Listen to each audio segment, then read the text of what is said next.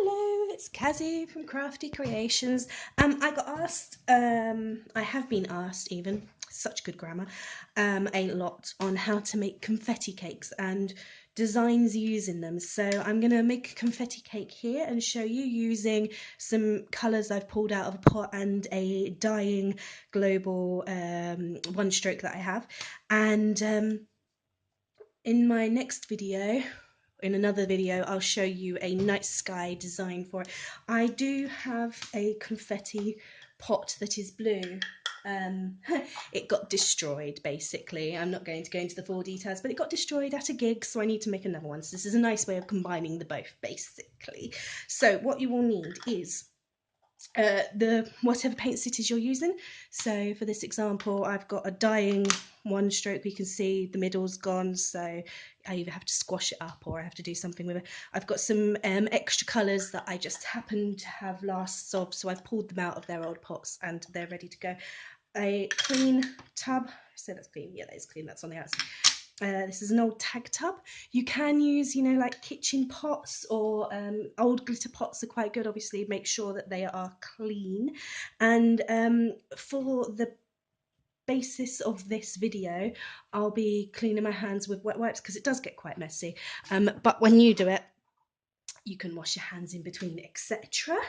And normally, I would have a kind of Play-Doh trowel that is my lifeline, but for the love of me, it has disappeared and my partner thinks he may have cleaned it up. So I'm going to be using an old kitchen knife, but I would suggest normally use like a Play-Doh trowel.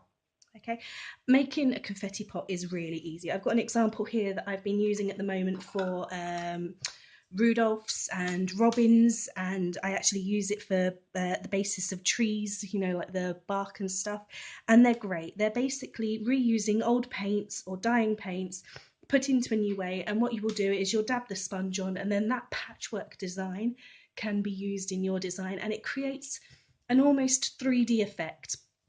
Yesterday I did a Rudolph using it, a Rudolph that was inspired by the wonderful artist Sally Ann Lynch, but today I'm just going to do like a night sky design that you could turn into, you know, something festive if you wished, or add something to it, maybe like a Santa in a sleigh, something like that. Anyway, so get your pot, make sure it is clean and sterilised. Sorry if you can hear my kitten in the background, decidedly playing with a ball that he's never played with before. Now is apparently the time to do it.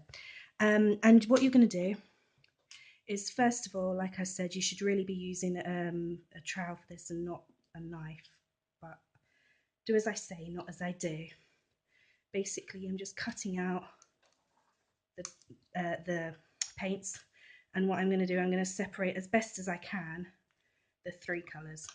So there's the dark blue, and then the last of the light blue. I don't think there's a whole lot left of that one.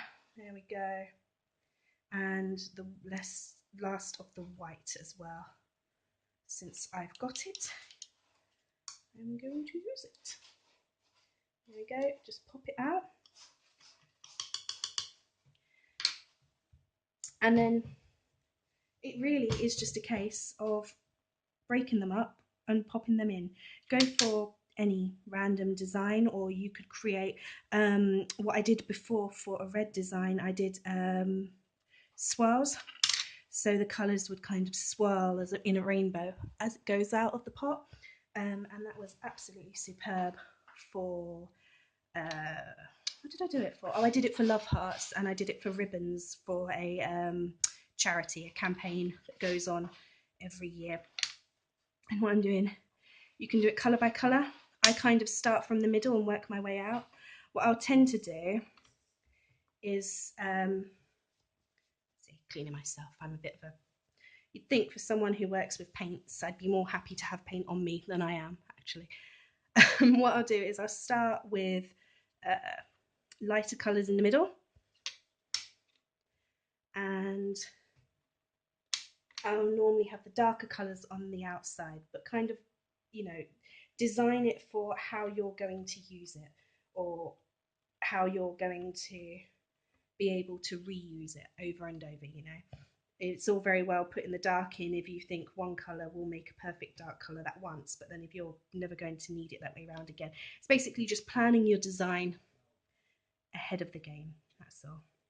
I'm completely putting these in random because galaxies and night skies to me are quite random in their design. Use the last blue. Don't worry if you mix up the colours a little bit, because when you squash it all down, it's going to show nicely. The paints I'm using is, I think the split cake was an old global one, and the rest of the paints are DFX. You've got DFX metallic blue, there's a shimmer green, and then you've got purple, metallic purple, silver, and then that's it actually, that's all we've got today. And always use colours that complement in the colour wheel. So there would be no good me putting, you know, like an orange in here, because it's just going to look nasty, basically. And that's really all there is to it. It sounds a lot more complicated and time consuming than it is. It really is as much effort as you want to put into it. I'm going to use the last set white actually. Okay. So now I'm going to grab a clean my hands quickly. Apologies. Hygiene is important. And then we're just going to pat it down. Now, when I do this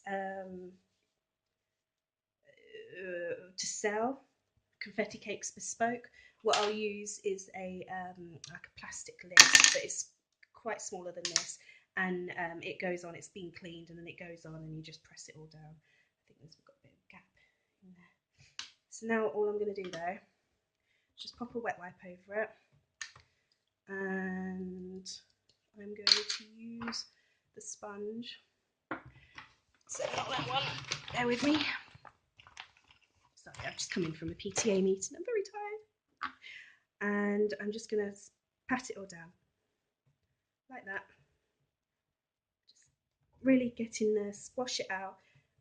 Make all of the paints, what you're doing is just getting them to touch each other so that when it blends, there's no gaps.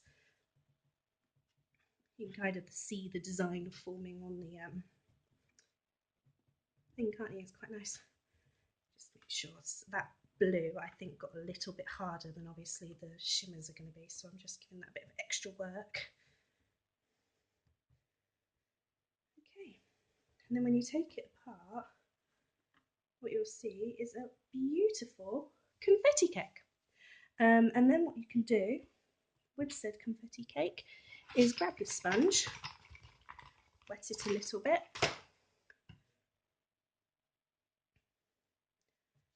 I'm using the old craft ones just to show you. And you just dab it on. Don't swipe it, just up and down. Make sure that it's where that the cake is tacky, is how I would describe the consistency you want it to have. And then that will just transfer onto the skin, like that. I mean, that will make an amazing Christmas bauble just there. If you could also do like swipe twirl, so you kind of get like a spiral design. And that is really all there is to it. You've made, you know, a brand new cake that can be used in many designs out of what was a dying cake. So I hope that's well. Feel free to subscribe and like the video. There will be more being uploaded over the next few weeks. But now I'm going to get on and show you how you can use this confetti cake in my next design. Bye for now.